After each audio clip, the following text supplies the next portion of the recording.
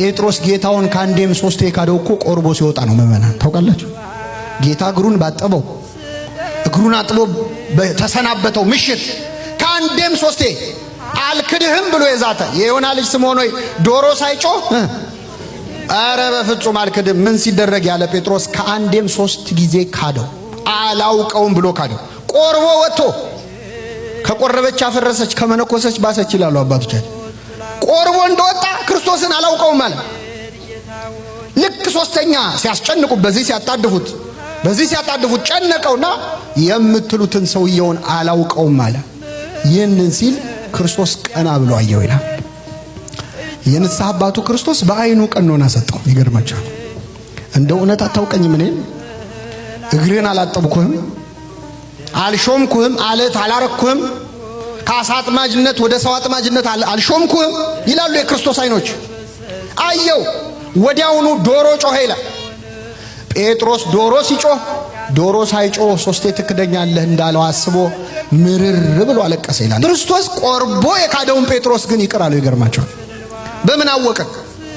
ከሞት ሲነሳ ክርስቶስ ምን አለ?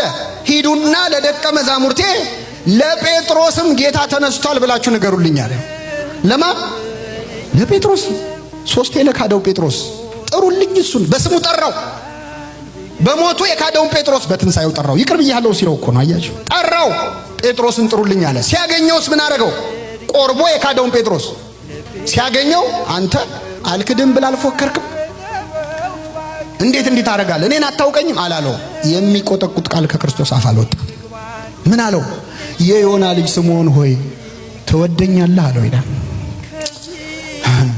የሚገርማችሁ ቅዱስ ጴጥሮስ እወድሃለሁ ማለት ፈራ።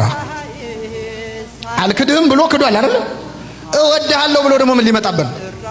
ጌታ ሆይ እንደምወድህ አንተ ታውቃለህ አለ። በቃ እወድሃለሁ የምትለው አስጨነቀችው።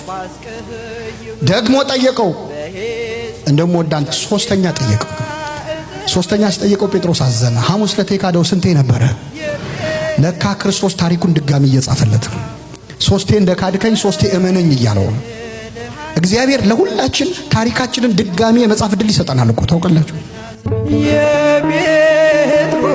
የጴጥሮስን እንባ ስጠኝ እልሃለሁ፣ ኃጢአቴን ልናዘዝ ፍቅርህን እያየሁ በሞት ጥላ ውስጥ እንኳን ብሄድ ጌታ ሆይ በሞት ጥላ ውስጥ እንኳን ብሄድ ጌታ ሆይ ልቤን በፍቅር ውሃ